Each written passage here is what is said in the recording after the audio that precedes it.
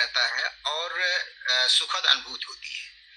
हमें श्वासों का स्पर्श पूरी तरह से महसूस होता है, ठंडा गर्म का भी एहसास होता है, लेकिन ये थोड़ी देर चलता है और मैं इस पे इतना ज्यादा फोकस कर लेता हूँ कि थोड़ी देर बाद मैं आप क्या बोल रहे हैं वो हमें सुनाई देना बंद हो जाता है।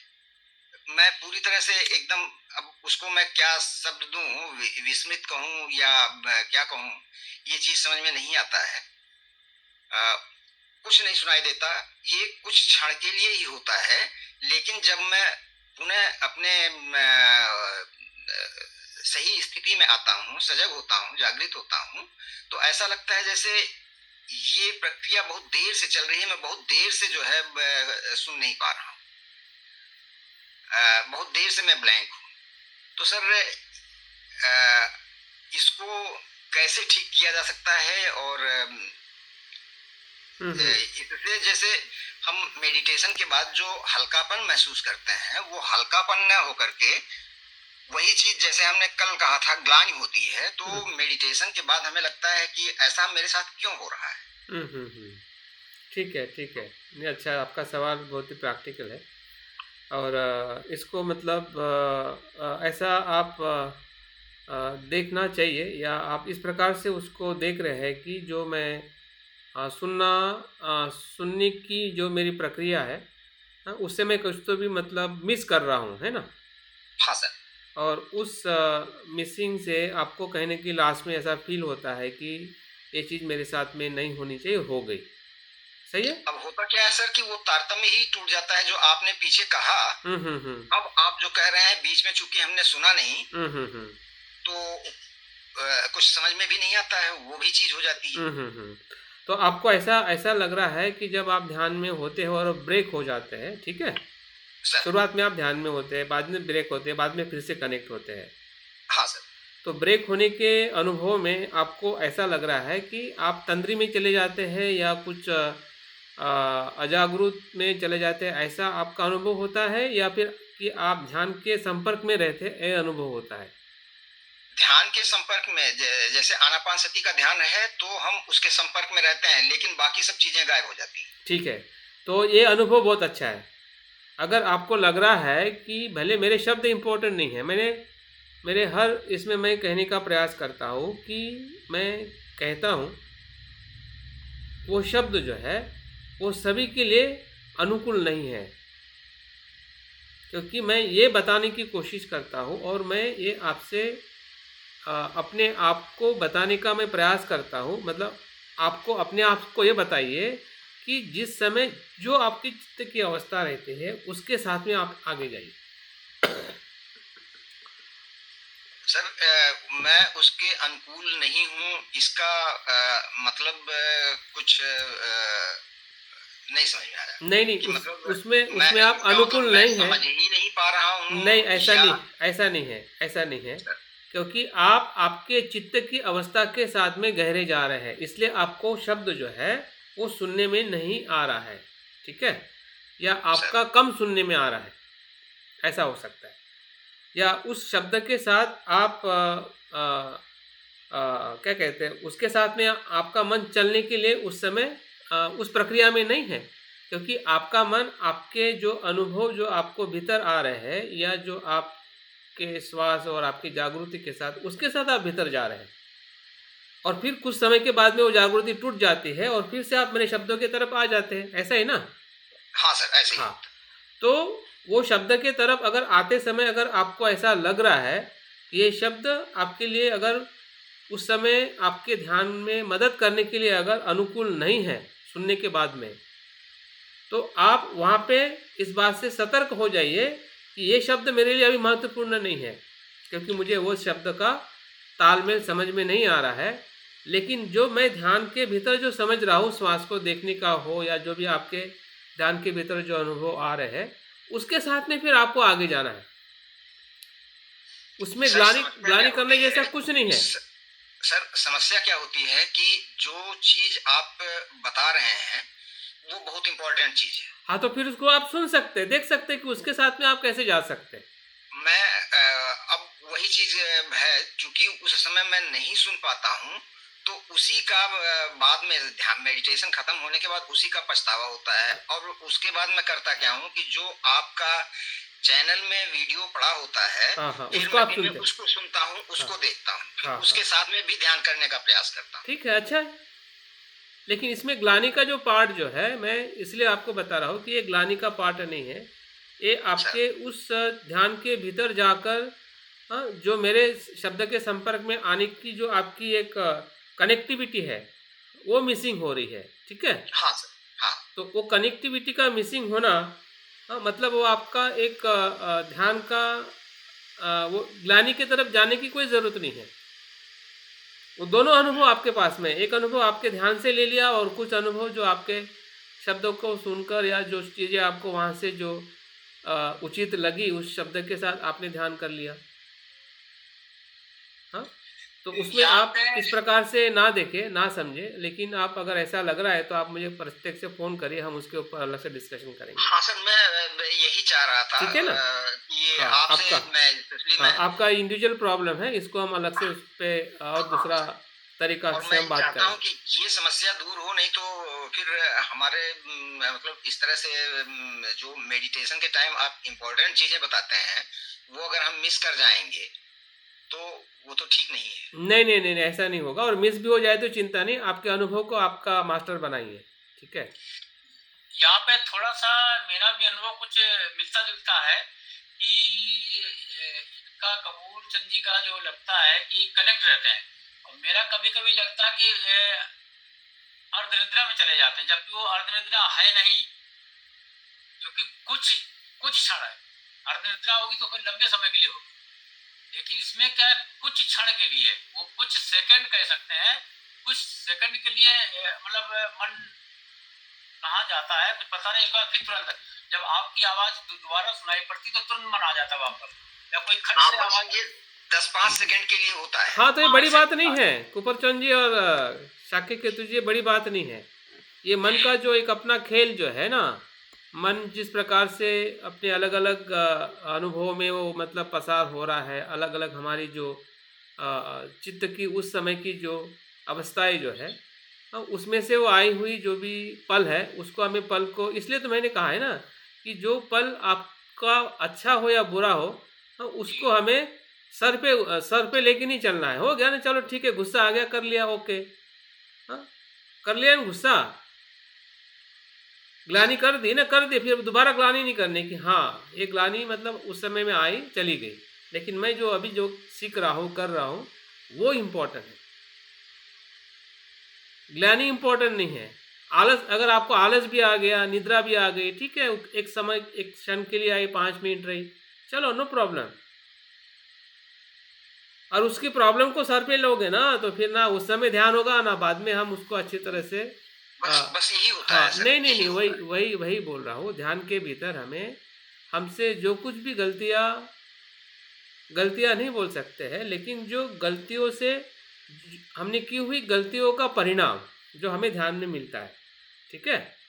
हम तो अच्छा कर्म कर रहे हैं, ध्यान का तो बुरा कर्म नहीं है, हाँ, लेकिन ध्यान में जो बुरा होता है वो ध्यान करने से नहीं, बल्कि हमने किए हुए कर्म के परिणामों का जो भोग लेना है, तो कौन लेगा, हमें तो लेना पड़ेगा। हाँ, बिल्कुल सर। वो तो सर बुद्धों, मैं कर्म इसके का बारे परिणाम में बुद्धों को भी नहीं आपसे छोड़ता है, कर्म का परिणाम बुद्धों। आपको सर कल मैं कांटेक्ट करूं क्या? हाँ, हाँ, कल बात करिए, दोपहर के बाद कल बात करिए, ठीक है? दोपहर के बाद सर? हाँ, हाँ, 3-4 बजे के ठीक, आसपास, ठीक है? ठीक सर, ठीक। चलिए फिर हम आगे बढ़ते हैं, काफ़ी कुछ चर्चा थैंक यू हुई है sir, thank you so much sir. और ज़रूरी भी था, क्योंकि हमने अभी 2-3 दिनों से जो हम ध्यान कर रहे हैं, तो कुछ न कुछ हमारे भीतर उथल-पुथल हो रही है और उथल-पुथल आपके प्रश्नों से, आपके रिपोर्टिंग से पता चलती है, और इसलिए आपसे रिपोर्टिंग मांगने का कारण यही है।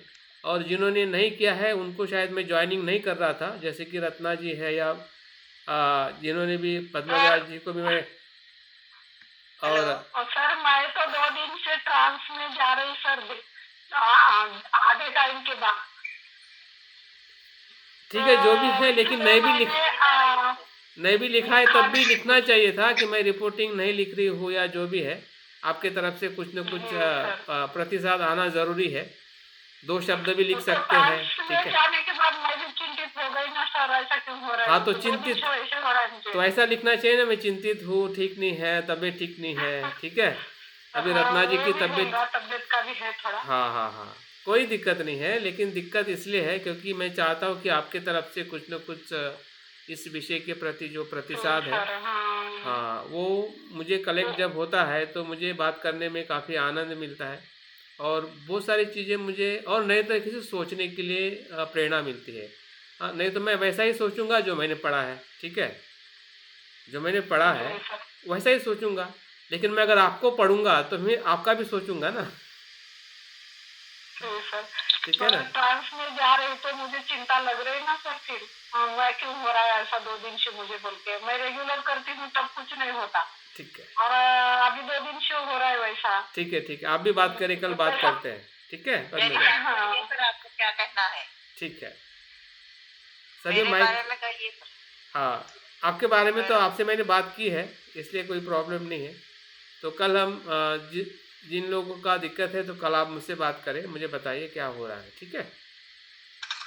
कल से हमारे लिए समस्या खड़ी हो रही है सर जी। हाँ, भाई नाइट ड्यूटी लग गई है तो शाम को 8 बजे से लेके और रात सुबह 5 बजे तक रहेगी, तो हमारा सत्र छूट रहा है, ये बड़ी मुश्किल हो गई है। कोई दिक्कत नहीं, आप वीडियो को सुन सकते हैं कभी भी, जहाँ पर भी हो आपको मिल जाएंगे वीडियो, मैंने भेज दिया है, उसका आप सब्सक्रिप्शन करा लीजिए, ठीक है?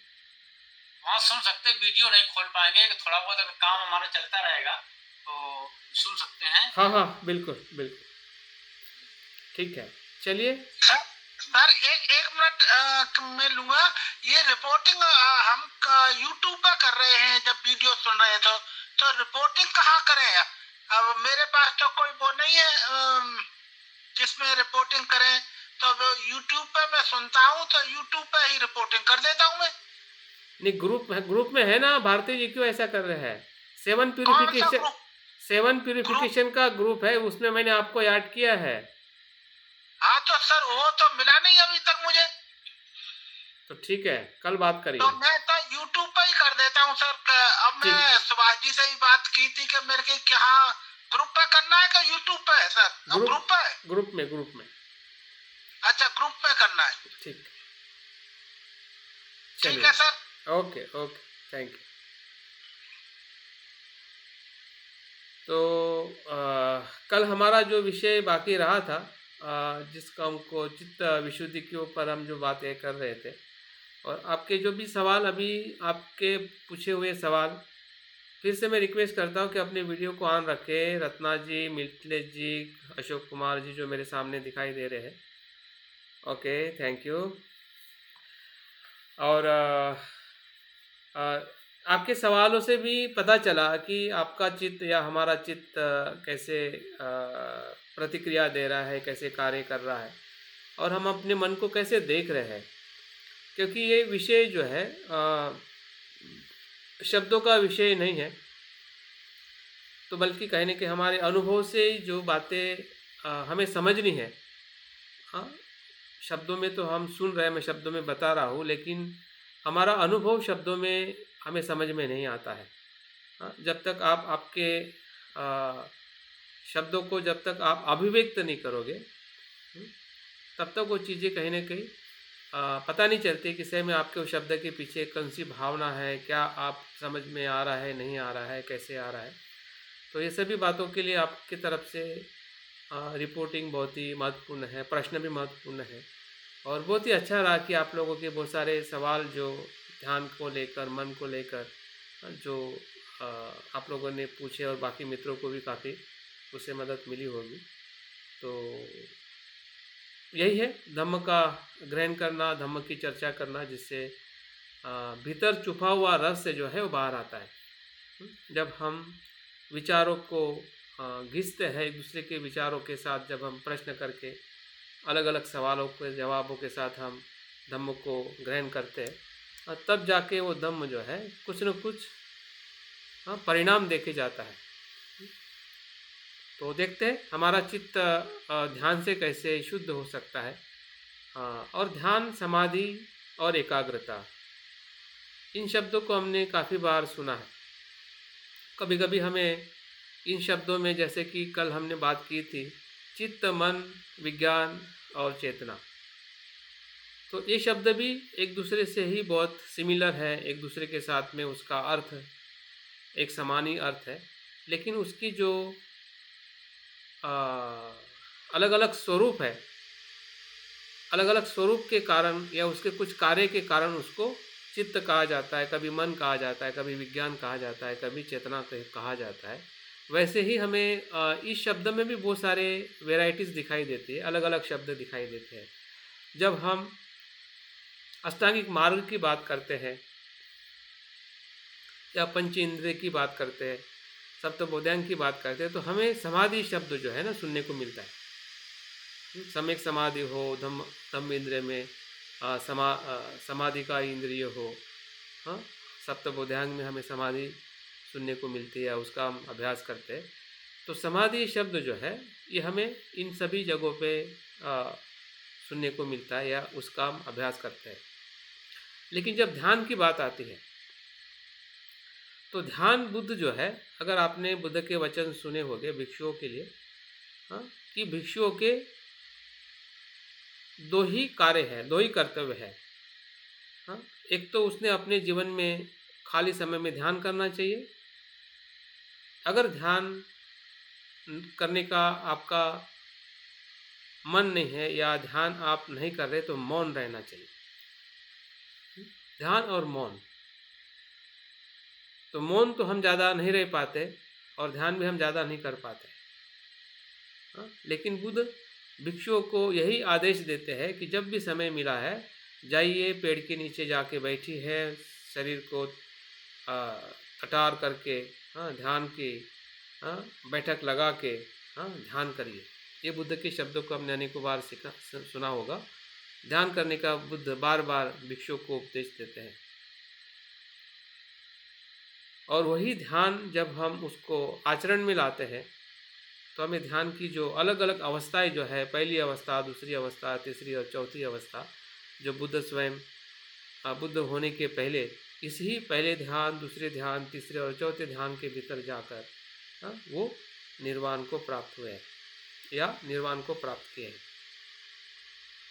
तो ध्यान, समाधि और उसमें जो और एक विशेष शब्द हमको सुनने को मिलता है, एकाग्रता। एकाग्रता को भी ध्यान ही कहा जाता है। बोलते हैं ना, ध्यान से करो मतलब एकाग्रता से करो। हाँ, एकाग्रता, ध्यान और समाधि।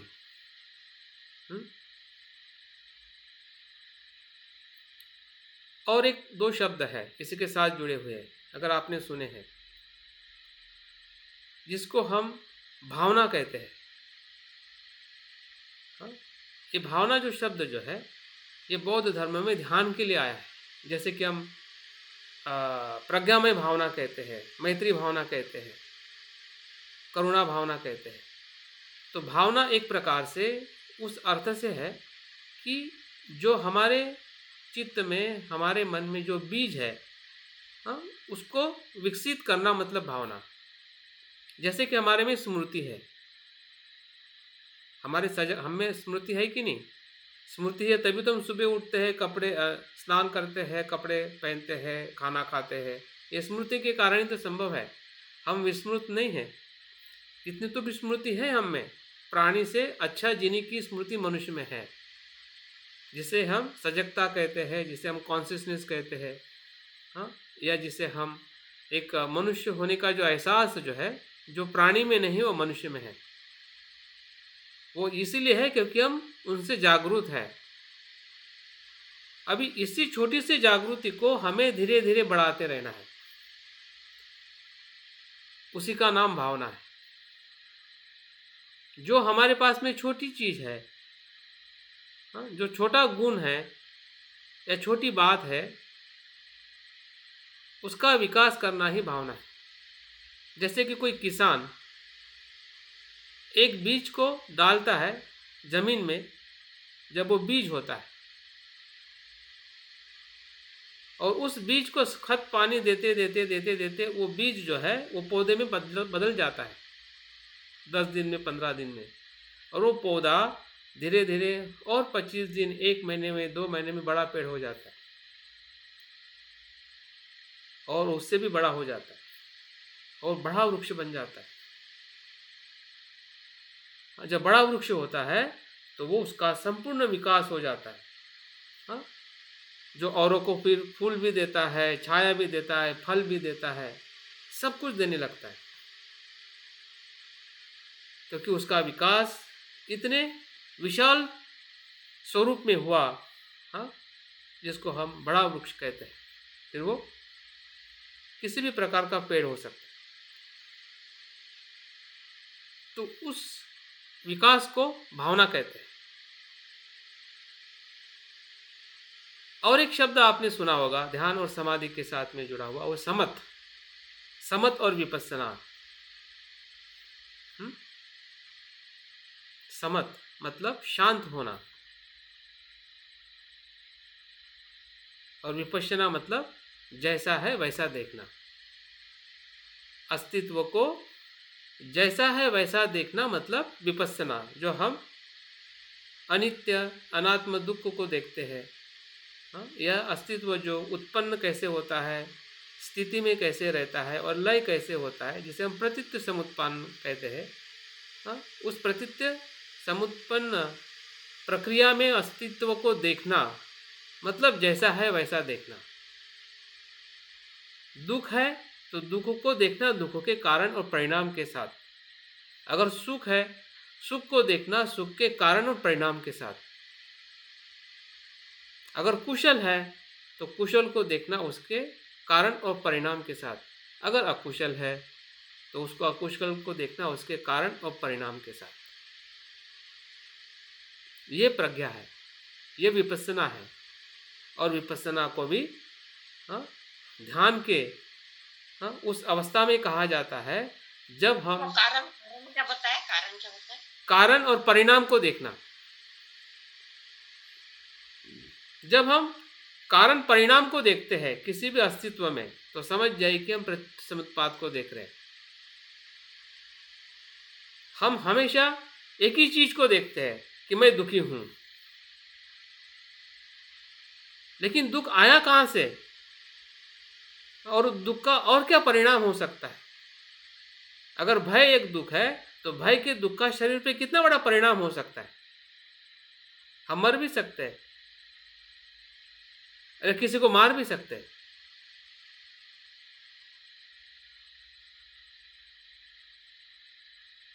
तो इस प्रकार से जब हम अस्तित्व को देखते हैं, जिसे हम विपस्सना ध्यान कहते हैं, या शरीर को हम, जो विपस्सना में 4 प्रकार की ध्यान साधना बताई जाती है, कि शरीर को हमने वैसा देखना है, अपने वेदना को देखना है, चित्त को देखना है जो हमने सुबह ध्यान किया था, और चित्त में उत्पन्न हुए विचारों को देखना है, चैतसिक को देखना है।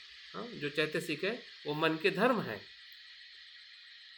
जिसे हम दूसरी भाषा में संस्कार कहते हैं। तो इन चारों चीज़ों को जब हम देखते हैं तो पूरा शरीर और मन हमें जैसा है वैसा दिखने लगता है। तो जैसा है वैसा जब दिखता है तो जितनी भी हमारे इस शरीर और मन की आसक्ति जो है, ऐसा कहते हैं बुद्ध, जैसे पेड़ के फूल जैसे नीचे गिर जाते हैं, पेड़ पे जो फूल होते हैं वो जैसे नीचे गिर जाते हैं, वैसे सभी आसक्तियां नीचे गिर जाती हैं। उसको गिरने को कहना भी नहीं पड़ता है, वो अपने आप ही गिर जाते हैं। वो 4 चीजें क्या हैं सर? कौन सी? एक बार फिर से जरा काया, वेदना, चित्त और धर्म। शरीर, वेदना, चित्त और चित्त में उत्पन्न धर्म, जैसे हम चैतसिक कहते हैं। तो इन सभी शब्दों में जो हम सुनते हैं, पढ़ते हैं, तो ये सभी ध्यान के आसपास के ही अनुभव है, या उस अर्थ में उसको हमें पढ़ने को, सुनने को मिलता है। बुद्ध गोष्ठ जी जो इसमें अपनी परिभाषा बताते हैं वो क्या है, उसके तरफ अभी हम देखेंगे। कुशल चित्त की एकाग्रता ही समाधि है। बुद्ध घोष जी क्या कहते हैं कुशल चित्त की एकाग्रता ही समाधि है। जो हमने सुबह के ध्यान में आपने प्रयास किया होगा कि जो हमारा आ, आ, आ, रूपावचर चित्त जो है, हाँ, काम के चित्त से मुक्त जो चित्त है वो रूपावचर चित्त है, जो ध्यान के विषय के संपर्क में आने से वो एकाग्र होता है और वही कुशल चित्त बन जाता है। मतलब कुशल चित्त, एकाग्रता और समाधि, ये तीनों का मेल मतलब समाधि, ध्यान या एकाग्रता। जो जो कुशल है और जो जो कुशलता के साथ उसको एकाग्रता से कर रहे हैं तो समझ जाए वो समाधि है। जैसे कि हम अभी सुन रहे हैं, अगर आप कुशल सुन रहे हैं और उस पर एकाग्र हो रहे हैं तो समझ जाए कि वो समाधि है। क्योंकि यहाँ पे हम गाली नहीं सुन रहे हैं, किसी की निंदा नहीं सुन रहे हैं, या किसी को हिंसा करने की बात हम नहीं कर रहे। तो हम जो बात कर रहे हैं उसमें कुशलता है, और कुशलता का सीधा और सरल अर्थ है कि जो किसी की हानि नहीं करता है, ना स्वयं की हानि करता है, जो खुद को सुख देता है और औरों को सुख देता है, वो सब कुछ कुशल है।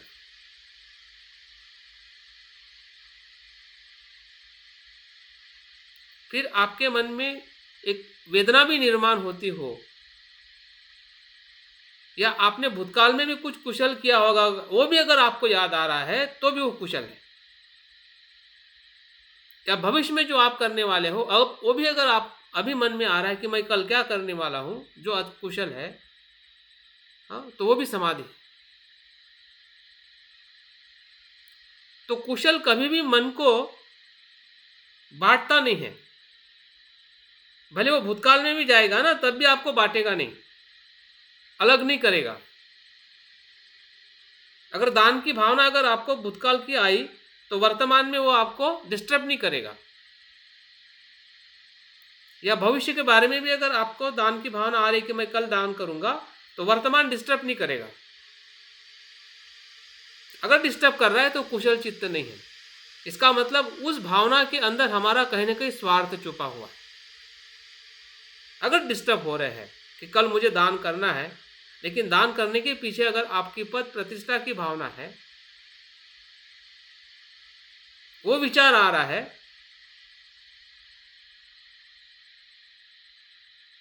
तो डिस्टर्ब करेगा, नहीं तो डिस्टर्ब नहीं करेगा।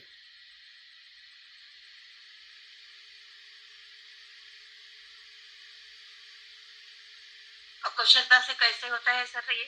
हाँ, ये डिस्टर्बेंस होता है, अकुशल रहा तब डिस्टर्ब होता है, तो ये हाँ, कैसे होता है? तब डिस्टर्ब इसलिए होगा क्योंकि आप, हमारा चित्त जो है एकाग्र नहीं होगा। जहां पे एकाग्रता नहीं है वो कुशल चित्त नहीं हो सकता है। यानी अकुशल हम तब करते जब एकाग्र नहीं होते, ऐसा समझे? नहीं, अकुशलता में भी एकाग्रता होती है, लेकिन यहाँ पे हम समाधि की बात कर रहे हैं, सम्यक समाधि की बात कर रहे हैं। आप जो बोल रहे हैं वो भी सही है, लेकिन वो असम्यक समाधि है, जो बुराई करने में भी आपकी एकाग्रता चाहिए, ठीक है ना। लेकिन वो एकाग्रता जो है, हाँ, वो आपको भूतकाल वर्तमान सभी को डिस्टर्ब करेगी। हाँ, अकुशल रही तो बिल्कुल। यहाँ पे हम कुशल चित्त की एकाग्रता की बात कर रहे हैं।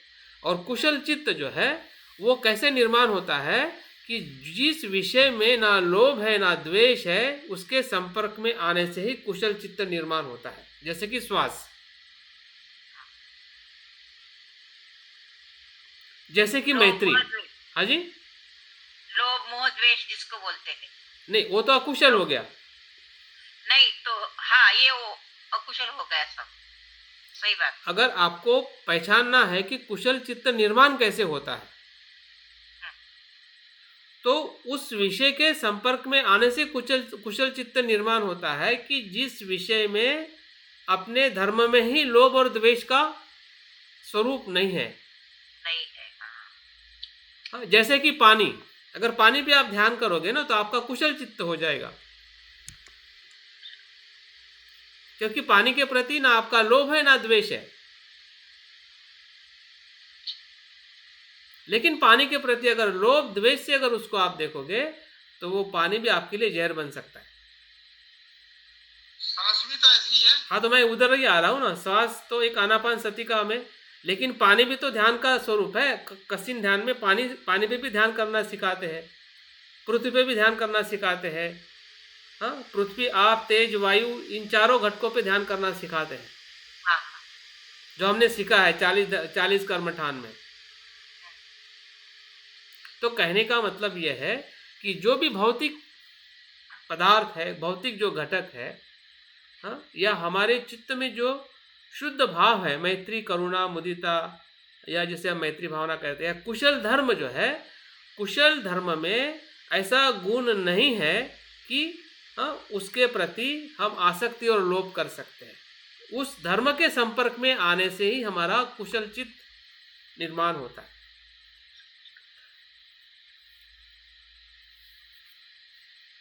और इसलिए बुद्ध कहते हैं कि बार बार ऐसे विषयों के संपर्क में आना ही धर्म है, धर्म का आचरण है।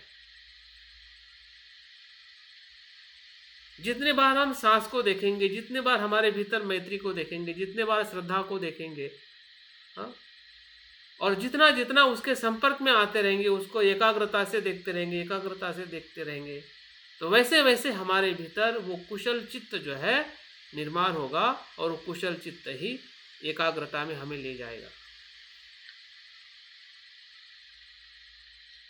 तो इस प्रकार से समाधि को हमने उनकी परिभाषा से, जो अपने एक ही अनुभव से वो बताना चाहते हैं कि समाधि क्या है, तो वो कुशल चित्त की एकाग्रता है। तो इस अर्थ से हमने अपनी एकाग्रता, कुशल चित्त और समाधि को पहचानने की ज़रूरत है। चिंता ना करें कि अगर हम उस चित्त को नहीं अनुभव कर रहे हैं, चिंता इसकी करें कि उसको मैं कैसे समझ सकता हूँ।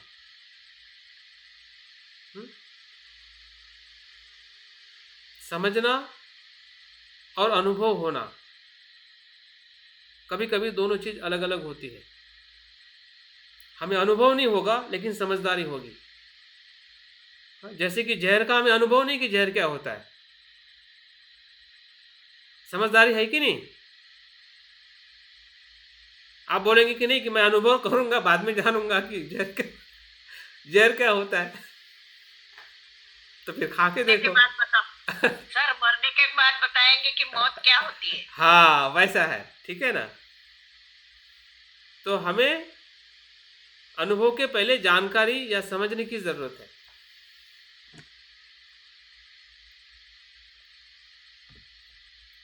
समझदारी फिर आपको एक ऐसी अवस्था में लेके जाएगी कि जो कुशल होगा उसी का अनुभव कराएगी, अकुशल का नहीं।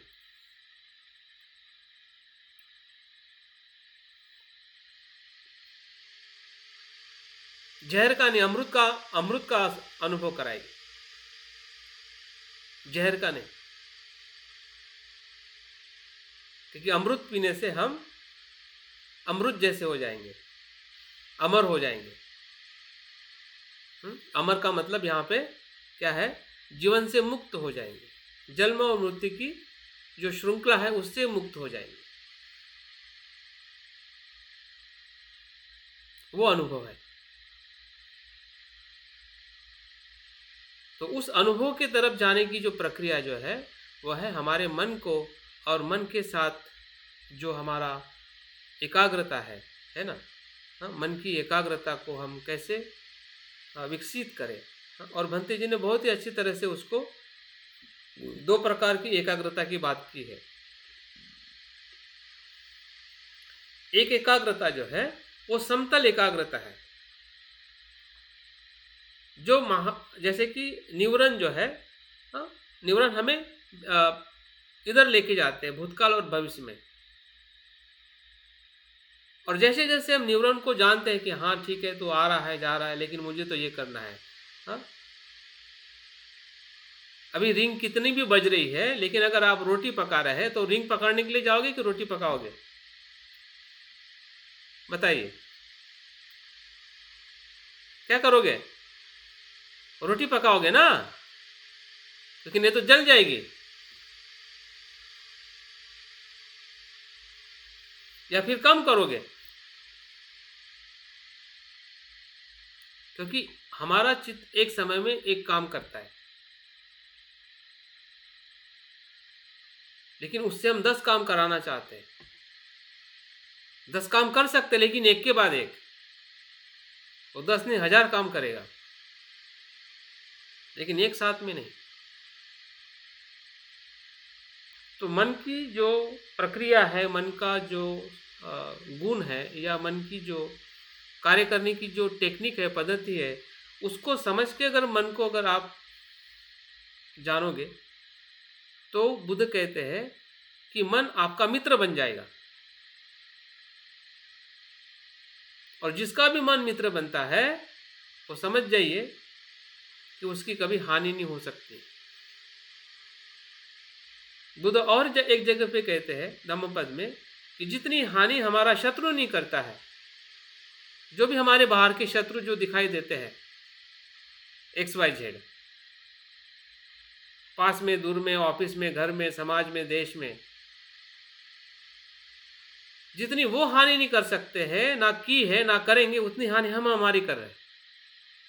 जो इतना श्रेष्ठ धर्म होने के बाद में भी हम धर्म का आचरण नहीं कर रहे, इससे बड़ी कहानी क्या हो सकती? सर इसमें एक बात बीच में रहेगी ना, आपने जो कहा ना कि मन को जो है मित्र बना लें, तो वो क्या प्रक्रिया है? मन को मित्र बनाने की प्रक्रिया यही है कि उसके कुशल धर्म के साथ में हमें संपर्क में आना है। वही कुशलता ही उसकी मैत्री है। मैत्री बनाने का मतलब जो चित्त में, मन में जो कुशल है, उससे मैत्री करना, मतलब मित्रता को बढ़ाना है। जागृति से मैत्री करना, श्रद्धा से मैत्री करना, प्रज्ञा से मैत्री करना, अनित्य से मैत्री करना। आप देखिए कि जिस मित्र को हम मैत्री करते हैं, या तो हम कितने उसके साथ में एकदम अच्छे हमारे रिलेशंस होते हैं। तो आपकी मैत्री अगर प्रज्ञा से बढ़ेगी तो आपके रिलेशन कैसे होंगे? प्रज्ञा को देखने के, आप आंखों से भी प्रज्ञा देखोगे, कानों से भी प्रज्ञा देखोगे, शरीर से भी देखोगे, भूतकाल में देखोगे, भविष्य में देखोगे, अपने भीतर देखोगे, बाहर देखोगे, क्योंकि वो आपकी प्रज्ञा है। आपने जान लिया कि यही मेरा सबसे बड़ा मित्र है। मेरा रखवाला कौन है? यही मेरे कुशल धर्म ही मेरे रखवाले हैं, वही रक्षक है,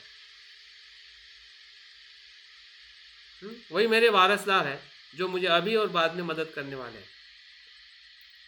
तो ये जो चित्त के प्रति जो हमारा एक संबंध है, उसको जब तक हम नहीं देखेंगे, तब तक बुद्ध के साथ संबंध हम कैसे देख पाएंगे? अगर इधर श्रद्धा ही नहीं है तो बुद्ध वहां पे होके भी हमारे सामने नहीं आ सकते हो। तो श्रद्धा तो आपके भीतर है ना, और यहां से अगर श्रद्धा नहीं है और दुख का ही अगर हमें अनुभव नहीं, तो श्रद्धा भी नहीं आएगी। तो बुद्ध कहां से आएंगे?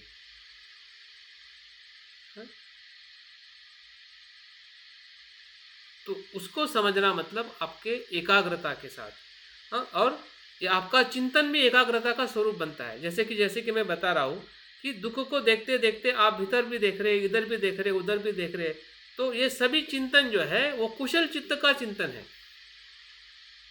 आप किसी को मारने के लिए, किसी को भयभीत करने के लिए, आतंक फैलाने के लिए थोड़ी चिंतन कर रहे हैं। अगर वैसा चिंतन कर रहे हैं तो आप कुशल चित्त है। लेकिन अक्सर हम वैसा ही चिंतन करते हैं, भय का चिंतन करते हैं, चिंता का चिंतन करते हैं। हाँ, ऐसा क्यों हुआ? हाँ, दुख का चिंतन करते करते उसमें अनात्मा भी समझ में आता है सर। बिल्कुल आएगा। अगर आप सही तरीके से दुख को समझ रहे हैं, शांत भाव से, जागृति से, तो जरूर आपको दुख जो है ना पूरी तरह से समझ में आएगा, हाँ हाँ और अपना भी आएगा और औरों का भी आएगा। हाँ और जब औरों का आएगा तो वही दुख करुणा में बदल जाएगा।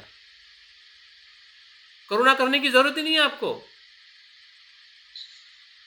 सर उसका अनुभव लिया है। हाँ बिल्कुल है, करुणा करने की जरूरत ही नहीं पड़ेगी। करुणा तो धर्म बन जाएगा, जैसे कि माता का धर्म होता है कि पुत्र के दुख को हमेशा वो मुक्त करती रहती है। माँ को सिखाना नहीं पड़ता कि करुणा क्या है, उसको किताबें नहीं पढ़ना पड़ता है, उसके भाव में है, क्योंकि उसको दर्द है अपने पुत्र के प्रति, जो 9 महीना गर्भ में रखा है, और एक उससे उम्मीद रखी है कि मेरा बच्चा मेरे लिए और संसार के लिए अच्छा व्यक्ति, मनुष्य बनेगा, और इसलिए उसका दर्द सहन करती है। 1 मिनट रोको, क्या आप अगर इजाजत दो तो। मेरा ऐसा कहना है कि जैसे अनित्य, अनात्म और दुख का जब हम मतलब स्वरूप बार बार देखते हैं और वो ध्यान से भी देखते हैं, तो इससे क्या है, पूरा अस्तित्व जो है उसको देखने का हमारा भेदभाव का दृष्टिकोण खत्म हो जाता है। तो फिर वो सारा संसार या सभी संसार के सत्व के उसी साथ हाँ मतलब विधायक और मैत्री का ही भाव रहता है ना। तो वो हाँ, मैत्री ध्यान हम करते हैं किसी भी रूप में करें, जैसे आपने बिल्कुल। तो 20 प्रकार से मैत्री भावना पढ़ाई है, तो वो किसी भी तरह से हम करें, उसमें एक बहुत मतलब प्रभावी अंदाज में सब लोगों के साथ एक मतलब विधायक संबंध बनते हैं। हाँ तो ठीक है सर, आप पर भेद मैत्री भावना में मिट जाता है। जब बिल्कुल हम 5वीं पायरी करते हैं तो उसमें सब एक आते हैं। बिल्कुल। तो कहने का मतलब ये है कि जो हम ध्यान कर रहे हैं बिल्कुल अच्छी बात है, लेकिन ध्यान करते करते हम इस अनुभव में जाना है कि ध्यान करना नहीं, हो जाना है। करना अलग बात है, शुरुआत है, लेकिन कर मतलब इंटेंशनली ये सोचे कि ऐसा हो जाएगा, बिल्कुल ये करने, हाँ तो वो नहीं होता है। हाँ लेकिन वो तत्व को समझ के बिल्कुल उसके साथ एक वो हो जाने हो ही जाना है, वो अपने आप घटने लगता है। बिल्कुल सही है, और फिर तब आपको ध्यान करने की जरूरत नहीं पड़ती है। हाँ, वो ध्यान स्वतः ध्यान होने लगता है, फिर ध्यान होने लगता है। अपने आप होता है। हाँ ध्यान होने लगता है, फिर आंखें बंद करने की और आधे घंटे की भी जरूरत नहीं है। वो तो एक हमारा सराव रहेगा कि आधा घंटा 1 घंटा करके हम थोड़ा और ज़्यादा आनंदित हो सकते हैं, लेकिन बाकी समय में भी हमारा जो चित्त है, हमारा जो व्यवहार है, दुख भी हो गया तो लगा दुख, ठीक है, द्वेष भी आ गया, द्वेष भी लगा, हाँ, लेकिन द्वेष के साथ हमने द्वेष नहीं किया, कितना अच्छा। मतलब वो जो अवस्था उसमें अनुभव की ना, वो बरकरार आगे भी रहती है, हाँ। कई कितने घंटों तक रहती है, हाँ। कई मतलब दिनों तक भी रहती है। तो ये निरंतर होते रहने से हमारा जो कुशल चित्त जो है, जितना वो ध्यान में विकसित होगा उतना कहीं गुना बाहर विकसित होता है। और उस अनुभव के साथ जब हम ध्यान से हर अस्तित्व को, हर घटना को देखेंगे, उसी समय जिस समय में आपको अनुभव हो रहा है, क्योंकि ध्यान आपके अनुभव से आगे जाता है। फिर अनुभव हो आपका ध्यान के भीतर का हो या बाहर का हो, बाहर के अनुभव से भी हम ध्यान के भीतर जा सकते हैं। आप फूल को देख के ध्यान के भीतर जा सकते हैं। हाँ, ये कल जो आप पढ़ा रहे थे ना, उसमें इतना आनंद मतलब मैं फील कर रहा था, और वो अवस्था ही ऐसी महसूस कर बिल्कुल, रहा था कि मैं लोकोत्तर में हूँ, बिल्कुल लोकोत्तर में हूँ मैं बिल्कुल हाँ, लोकोत्तर का ही मतलब वो है अवस्था। और ये कितना सुखद और आनंददायक उस विधायक अवस्था में मैं सो गया तो सवेरे और मतलब सर पढ़ते हैं तब, सर पढ़ाते हैं ना, तब आनंद ही मिलता है। सर आनंद में ले जाते हैं, ऐसा लगता है मुझे तो। चलो अच्छा है, गुड गुड। लेकिन उस आनंद को बाहर भी आपके भीतर और ज़्यादा थोड़ा हमें प्रयास करने की ज़रूरत है, हाँ, ताकि हम वही अपने आप जब वर्कशॉप चालू करने वाले रहते हैं तब वो सुन के ही आनंद लगता है मुझे तो। हाँ, और आपके कहने से मैं शुरू करता हूँ, पता है ना आपको? करना चाहिए ना सर। हम लोग इतना आपके साथ आपके लिए तो बहुत मालूम हो गया सर। नहीं तो अंधकार में है क्या है कि अभी ऐसा लगता था पहले, अब नहीं लगता। अब हाँ, हम बिल्कुल, उजाले में बिल्कुल। है ऐसा बस लगता है। Good, good, good. That's the spirit. वो आपकी श्रद्धा है जो आपको भीतर से महसूस कर रहे हैं। गुड। आपके क्लास से हमको अच्छी जानकारी भी मिलती है और हमें अच्छा भी लगता है, इतनी सारी पढ़ने और इतनी सारी ज्ञान। बहुत बहुत खुशी खुशी लगती है। गुड। तो ठीक है, दूसरी तरफ हम दूसरी भी एक व्याख्या बताई है। वो कहते हैं कि एक आलम्बन में चित्त चैतसिक के बराबर और भली भांति प्रतिष्ठित होने के अर्थ में समाधि होती है। यहाँ पे थोड़ा और उसका विस्तृत वर्णन वो करना चाहते हैं। एक आलम्बन मतलब कोई भी एक विषय, जैसे कि श्वास, जैसे कि मैत्री। सर आपने भंते के दो एकाग्रता अरे की बात हाँ, की थी। एक एकाग्रता मैंने नहीं बताई ना। हाँ, तो जो समतल एकाग्रता है उसको ये जो 5 न्यूरॉन से जैसा मन हमारा टेम्पररी शांत होता है, तो हम इकट्ठा आ जाते हैं, यहाँ पे आ जाते हैं, वो समतल है। यहाँ पे आना, फिर यहाँ से जो ऊर्ध्वगामी है, हाँ, ऊपर की तरफ जाना या भीतर की तरफ जाना। समतल एकाग्रता क्या है सर? समतल एकाग्रता मतलब जो हमारा मन बाहर भटक रहा है ना, 5 न्यूरॉनों में, हाँ, उससे शांत होना मतलब समतल में आना। उसका आगे इसका उसको बताया गया है बुद्ध घोष ने भी, लेकिन उनके शब्द, वो पाली के शब्द, उसको भी हम देखेंगे। हाँ, लेकिन समतल मतलब एक प्रकार से जो हमारा बाह्य जो भटकना है ना, वो भटकाव शांत हो जाना ऊपरी तौर पर, ठीक है। लेकिन वही एकाग्रता तक ही हम ध्यान करते हैं और वहाँ से हम छोड़ देते हैं अक्सर, और इसलिए हम भीतर नहीं जा पाते। हमें लगता है कि वही एकाग्रता है, हाँ, लेकिन वो टेम्पररी एकाग्रता है, हाँ, वो एकदम ऊपर की एकाग्रता है। लेकिन उस एकाग्रता के साथ में जब हम भीतर जाते हैं या ऊपर की तरफ जाते हैं, वो ऊर्ध्वगामी एकाग्रता है। हाँ, जब हम सांस को एकाग्रत देखते देखते जब उसके स्पर्श को और उसके धर्म को देखते हैं,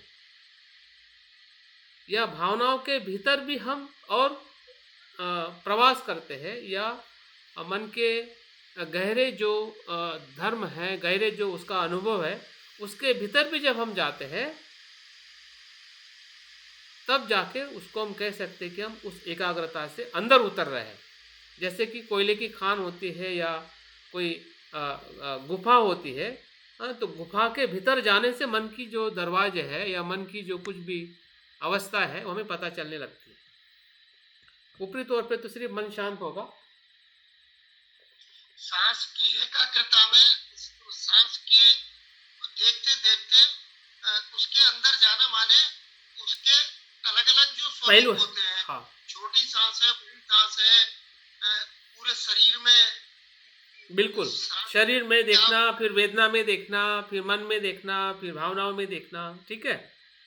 तो वही चीज है ना। हाँ, वही है। यही ऊर्ध्वगामी एक हाँ, ये एकाग्रता। हाँ, ये ऊर्ध्वगामी एकाग्रता है, जो हम आगे ध्यान के प्रकार में बुद्ध घोष ने बताए है।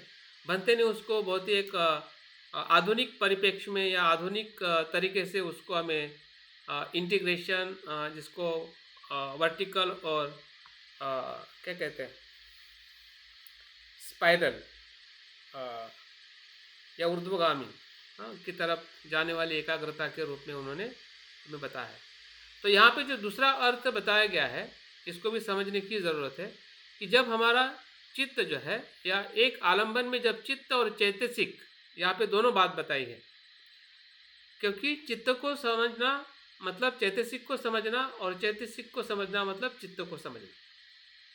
अगर आपको कुशल चित्त को समझना है तो कुशल जो धर्म है वो आपको समझना पड़ेगा तभी आपको कुशल चित्त समझ में आएगा। जैसे कि अगर आपको पानी को समझना है तो पानी के साथ आपको H2 को समझना पड़ेगा। अगर आपको H2 पता नहीं तो पानी समझ में नहीं आएगा कि पानी क्या है। मतलब उस पानी का जो धर्म है या जिससे वो पानी बना है या बनता है, जिसे हम पानी कहते हैं। तो मन अस्तित्व में क्यों नहीं है? क्योंकि वो उसके धर्म से बना है, वो अपने आप में अस्तित्व में नहीं है। मन कुछ अलग वस्तु नहीं है, मन धर्म से बनी हुई वस्तु है। पानी कोई अलग वस्तु नहीं है जिसे हम पानी कहते हैं। तो पानी H2O से बनी हुई वस्तु है जिसे हम पानी कहते हैं। तो इसलिए चित्त और चैतसिक या जो ध्यान की जो घटना घटित हो रही है, उसको अगर हम सही तरीके से समझे तो प्रज्ञा को समझना बहुत ही सरल हो जाएगा। आप डायरेक्ट प्रज्ञा को समझना चाहोगे और ये नहीं समझोगे कि सांस क्या हो रहा है, एकाग्रता क्या है, हाँ, ध्यान में मन और चित्त कैसे कार्य करता है, हाँ, तो समाधि किसके बारे में समझना है? प्रज्ञा किसके लिए है प्रज्ञा? बताइए, किस चिड़िया का नाम है प्रज्ञा? अरे इसी शरीर और चित्त और मन को देखने का नाम ही है प्रज्ञा। और हमको लगता है कि प्रज्ञा कहीं और जगह पे हमें मिल जाएगी, बाद में मिलेगी, लेकिन वो समय के साथ पूर्ण मिलेगी। लेकिन अभी भी तो देखने की जरूरत है ना। अभी नहीं देखोगे तो प्रज्ञा बाद में कुछ मिलने वाली ऐसी कोई अनुभूति नहीं है। इसी प्रक्रिया से ही धीरे धीरे प्रज्ञा एक ऐसी अवस्था में आएगी कि संपूर्ण पता चलेगी। लेकिन शुरुआत में थोड़ी तो पता चलनी जरूरी है ना। थोड़ी पता नहीं चलेगी, संपूर्णता की क्या अपेक्षा हम करके बैठे हुए कि संपूर्ण पता चलने से सब कुछ प्रकाशित हो जाएगा। ऐसा कुछ नहीं है। और इसलिए जब निर्वाण के बारे में जब सारिपुत्र को एक भिक्षु सवाल पूछता है तो सारिपुत्र कहते हैं कि निर्वाण क्या है? तो निर्वाण जो है वो आर्यष्टांगिक मार्ग ही निर्वाण है। निर्वाण जो कहते हैं ना कि निर्वाण प्राप्त करना है, हाँ, निर्वाण के उद्देश्य में पड़े रहने से अच्छा है कि निर्वाण मार्ग में कहाँ है, उस प्रक्रिया में कैसे देखे तो निर्वाण हमें प्राप्त होना संभव है। और हमारा मार्ग यहीं से गुजरता है, जिसे हम चित्त कहते हैं, चैतसिक कहते हैं, विचार कहते हैं, संस्कार कहते हैं, हाँ। और जिस आलम्बन में हम ध्यान कर रहे हैं, इसके प्रति अगर हमारी सही जानकारी, सही सजगता के साथ अगर हम करेंगे तो श्वास ही अपने आप में निर्वाण है। क्योंकि श्वास का धर्म ही ऐसा है कि ना उससे आप लोभ कर सकते हैं, ना द्वेष कर सकते, ना उसको नियंत्रित कर सकते, ना नियंत्रित करने की इच्छा रख सकते।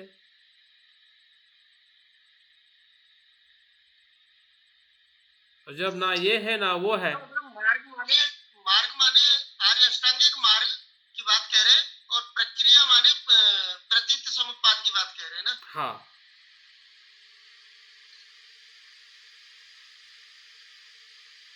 मतलब उस मार्ग की प्रक्रिया ही प्रतीत समुत्पाद है। शील से समाधि, समाधि से प्रज्ञा, प्रज्ञा से शील, शील से समाधि, जितना भी वो प्रक्रिया के भीतर हम प्रतीत समुत्पाद के एक एक अनुभव से दूसरे अनुभव में जाएंगे, दूसरे अनुभव में तीसरे अनुभव से जाएंगे, फिर से पहले अनुभव में आएंगे।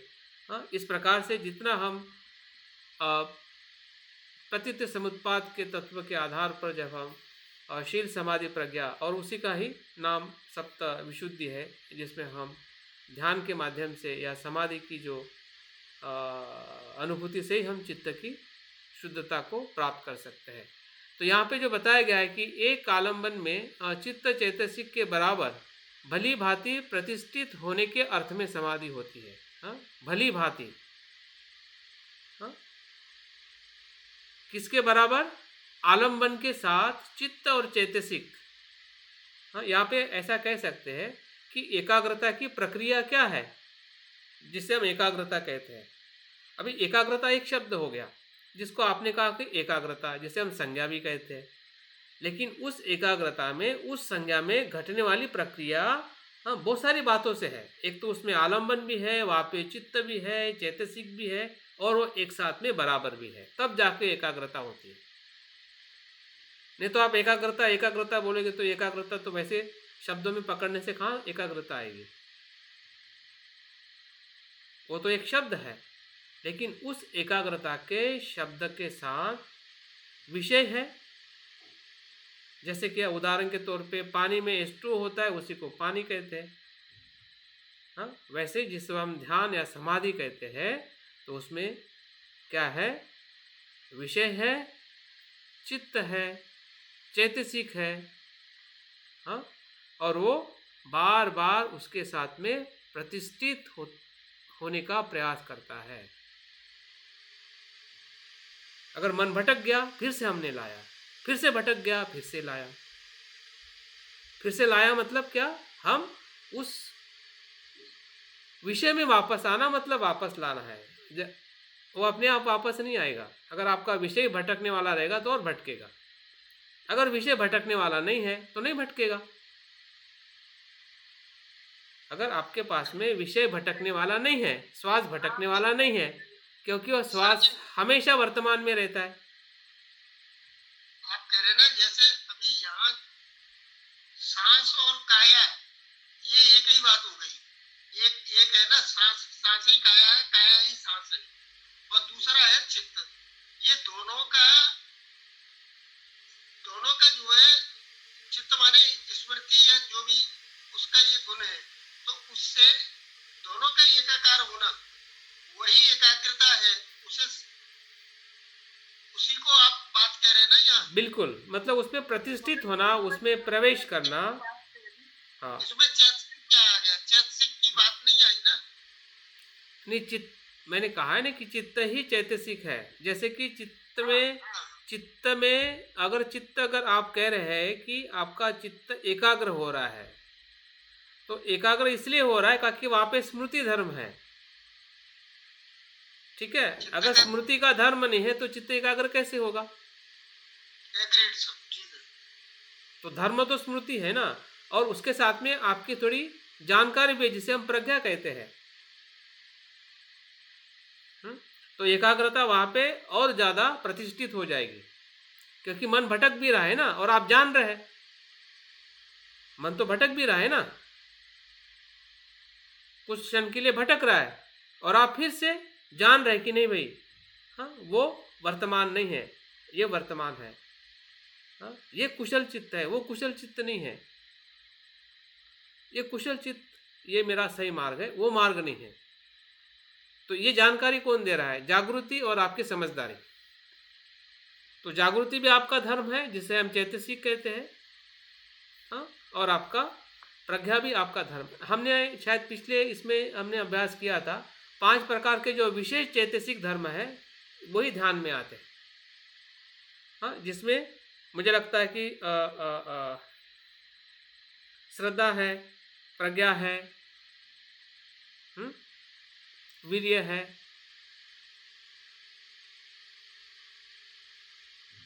तो ये जो विशेष चैत्य धर्म जो है, वही विशेष चैत्य धर्म इस समाधि में प्रतिष्ठित होते हैं, जिसको हम एकाग्रता कहते हैं। मतलब एकाग्रता भी सिर्फ एक संज्ञा, एक शब्द नहीं है। हाँ? वो 3-4 अस्तित्व के साथ, और इसलिए उसको अनात्म कहना और वो अनित्य को देखना हमारे लिए और सरल हो सकता है, क्योंकि हम देख रहे हैं कि ये जो एकाग्रता को जो हम महसूस कर रहे हैं, वो परिवर्तनशील वाली एकाग्रता है। उसको कैसी एकाग्रता कहते हैं? उसका एक शब्द जो है चैतन्य। हाँ, चैतन्यशील एकाग्रता है। वो कोई ठोस नहीं कि हम किसी चीज को ऐसे ही देख रहे हैं पागल की तरह। वो पागल नहीं होता है कि एक जैसा देखते रहता है। निर्जीव चीज को नहीं देख रहे, निर्जीव वाली एकाग्रता नहीं है हमारी। हाँ, तो बिना श्रद्धा के वो मतलब निर्जीव ही हो जाएगी। हाँ, ये प्रकाशित ट्रांसफॉर्म करने वाली श्रद्धा है, मतलब एकाग्रता है।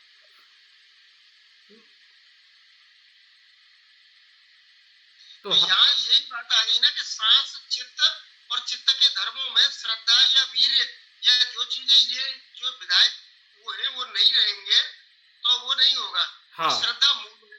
अगर श्रद्धा ही नहीं रहेगी तो हम वैसे ही दिग्भ्रमित हो जाएंगे कि हम क्यों कर रहे हैं, ये क्या है, मतलब क्या है। तो श्रद्धा मतलब आपका धम्म छंद, ठीक है ना, वो आपका श्रद्धा का बिगिनिंग पॉइंट है जिसे धम्म छंद कहते हैं। हाँ, सत्य को जानने की जो आपकी इच्छा है वही श्रद्धा है, जो आपके मन में धर्म के रूप में विकसित होती है, या धर्म का वो चैत्य धर्म है। तो इस प्रकार से हमने समाधि को देखना चाहिए, और उसमें आगे और 2-3 बातें हम देख के अपने आज के वर्ग को समाप्त करते हैं, क्योंकि आज भी ये समाप्त नहीं हुआ है। बुद्ध घोष कहते हैं कि उसका लक्षण क्या है, उसको कैसे पहचाना जाए कि ये समाधि है या एकाग्रता है। तो बहुत ही उन्होंने चंद शब्दों में ही हमें समझाया है कि श्रद्धा एकाग्रता का वो लक्षण है, समाधि का वो लक्षण है कि जब चित्त जो है विक्षेप नहीं होता है। विक्षेप मतलब विक्षिप्त नहीं होता है, मतलब भटकता नहीं है, मतलब एकाग्रता से जस्ट विरुद्ध, विक्षिप्त नहीं होता है, वही समाधि का लक्षण है। अगर विक्षिप्त हो रहा है तो वहां पे समाधि कमजोर है, और उसका कार्य क्या है, विक्षेप को मिटाना ही इसका कार्य है। मतलब जब चित्त क्या नहीं होता है, विक्षेप मतलब भटकता नहीं है,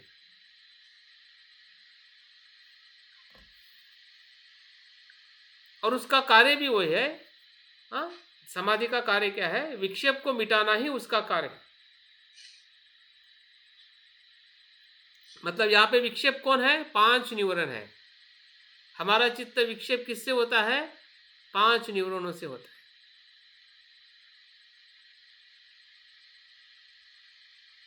और प्राथमिक तौर पे उसको मिटाना ही समाधि है, क्योंकि वो जैसे मिट जाता है, कम हो जाता है, वैसे ही कुशल चित्त की धारा जो है अपने आप बहने लगती है।